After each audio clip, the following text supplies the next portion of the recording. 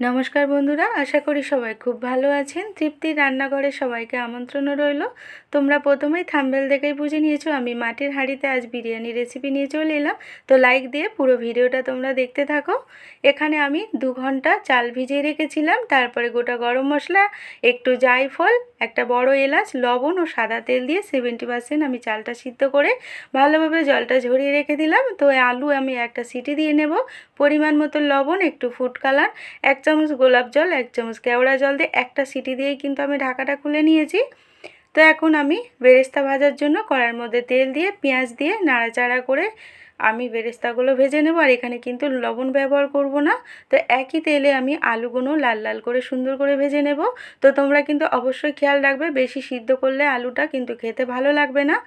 তো এখানে আমি কড়াইয়ের মধ্যে 1 চামচ মতো ঘি দিয়ে কিছুটা কাজু বাদাম হালকা নাড়াচাড়া করে ঠান্ডা হয়ে গেলে পেস্ট করে নেব।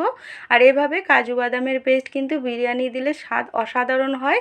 তোমাদের কিন্তু খোয়া ক্ষীর দিতে হবে না, এই কাজু বাদামের পেস্ট দিলে দারুণ টেস্টি হয়।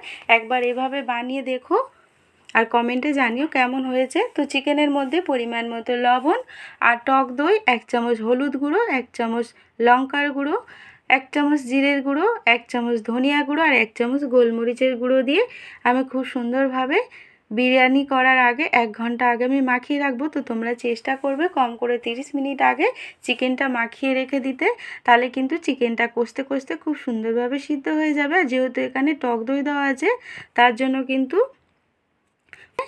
তো দেখো 1 ঘন্টা পরে আমি ফিরে আসছি। কড়ার মধ্যে কিছুটা তেল দিয়ে দেব। তারপরে এখানে আমি রসুন পেস্ট দিয়ে একটু নাড়াচাড়া করে কুচানো পেঁয়াজ দেব। তো তোমরা কিন্তু পেঁয়াজ ও রসুন কিন্তু চিকেনের মধ্যেও মাখিয়ে নিতে পারো। আর এখানে কিন্তু আমি শুধু রসুন নয়, রসুন ও আদা আমি পেস্ট দিয়েছিলাম। তো দেখো পেঁয়াজ আর রসুনটা খুব সুন্দরভাবে আমি ভেজে রসুনের কাঁচা গন্ধ চলে গেলে এখানে আমি চিকেনগুলো দিয়ে দেব। আর চিকেনটা দেওয়ার সময় কিন্তু আমি গ্যাসের আঁচটা বাড়িয়ে 8 মিনিট মতো সুন্দরভাবে কষিয়ে নেব।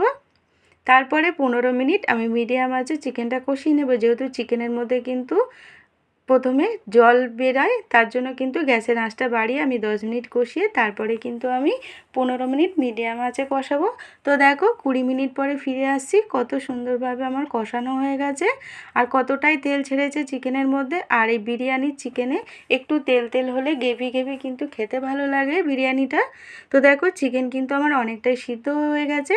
এখন কিছুটা বেরেস্তা দিয়ে দেবো আর দিয়ে দেবো এখানে বিরিয়ানি মশলা। আর এই বিরিয়ানি মশলা আমি নিজে ঘরে বানিয়েছি সব মশলা কিনে। তো এর ভিডিও কিন্তু পরে একদিন তোমাদের সাথে শেয়ার করব। এভাবে ঘরে বিরিয়ানির মশলা বানিয়ে দিলে স্বাদ কিন্তু অসাধারণ হয়। বিরিয়ানি মশলা দেওয়ার পরে এখানে আমি দিয়ে দেবো 1 চামচ গোলাপ জল, 1 চামচ কেওড়া জল আর 1 ফোঁটা মিঠা আতর। বেশি মিঠা আতর এখানে আমি দেবো না, 1 ফোঁটাই দিয়েছি। দিয়ে খুব সুন্দরভাবে নাড়াচাড়া করে এখন আমি চিকেনটা নামিয়ে নেব। তো রেডি হয়ে গেছে আজকের আমার বিরিয়ানির জন্য চিকেন কষা। তো এখন আমি কাজু বাদামটা পেস্টও করে নিয়েছি। এখানে 1 বাটি দুধ নিয়েছি, দিয়ে দেব 1.5 চামচ গোলাপ জল, 1.5 চামচ কেওড়া জল আর এখানে 5 ফোঁটা আমি মিঠা আতর দিয়ে দেব। আর কিছুটা ফুড কালার দিয়ে আমি ভালোভাবে মাখিয়ে নেব। তো মিঠা আতর এক জায়গায় বিরিয়ানির মধ্যে দিলে ভালো লাগে না, তার জন্য কিন্তু আমি এই দুধের মধ্যে দিয়ে দিলাম যাতে সব জায়গায় বিরিয়ানির মধ্যে মিশে যায়। তারপরে এখানে কিছুটা ঘি আমি গরম করে নিচ্ছি। তো তোমরা চাইলে গরম না করেও দিতে পারো, তো আমি গরম করে দিচ্ছি। দিয়ে এখন একটা মাটির হাঁড়িতে আমি ঘিটা প্রথমে ভালোভাবে হাঁড়ির মধ্যে মাখিয়ে দেব।